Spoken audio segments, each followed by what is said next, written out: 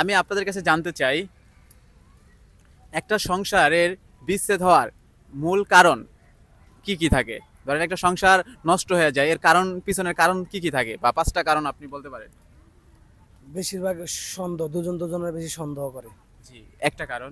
এছাড়া others others কারণ বেশিরভাগই সন্দেহ। সন্দেহ। সন্দেহের কারণে অধিকাংশ মানুষের সংসার নষ্ট হয়ে যায়। আচ্ছা। যেমন আমি উদাহরণ বুঝাই যে আপনিও নিজেও জানেন যে একটা সময় আমি অনেক শুটিংয়ে অ্যাভেলেবেল ছিলাম জি। এবং শুটিংয়ে অনেক সুন্দর দর্শকদের ভিডিও দিতাম। জি। অনেক ক্ষেত্রে সন্দেহের কারণে এই লাইনটা আমার আস্তে আস্তে ছেড়ে দিয়ে দিচ্ছি না। ছেড়ে দিতে হচ্ছে। হ্যাঁ, দিচ্ছি না, মানে ওখান থেকে দূরে সরে যাইতেছি। জি। ওরও এখনো চিন্তা তো নেই না যে মিডিয়াতে এখন কি ভাবি সন্দেহ করে আপনি ভিডিও টিডিও করলে?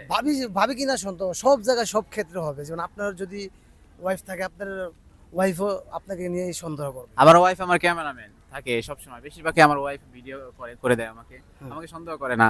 আপু, আসলে একটা সংসার নষ্ট হওয়ার পিছনের কারণ কি আপনার মতে? সন্দেহ। সন্দেহ। এই সন্দেহটা শুরু হয় কোথা থেকে আপনার মতে? যে আপনি যে আপনার হাজবেন্ডে সন্দেহ করবেন, এই সন্দেহটা শুরু হয় কোথা থেকে? প্রথমে জামাই সন্দেহ করে, সেটা থেকে বউ সন্দেহ করে জামাইকে। আচ্ছা, এখানে যে ভাইয়া ছিল, ভাইয়া যে বললো আগে আপনি ভাইয়াকে সন্দেহ করেন, আসলে সন্দেহটা করেন কিসের কারণে? একমাত্র আপনাকেই, ভাইয়াকে দিয়ে বুঝাইতে চাইছি আমি। কি কারণে ভাইয়াকে সন্দেহ করেন? একটু বলবেন। সন্দেহ করেন না করেন না সেটা বলেন। সন্দেহ কোনো করি না। সন্দেহ এখনো করেন না? যাক, ধন্যবাদ। সন্দেহ করা ভালো না, আপনারা সন্দেহ করবেন না।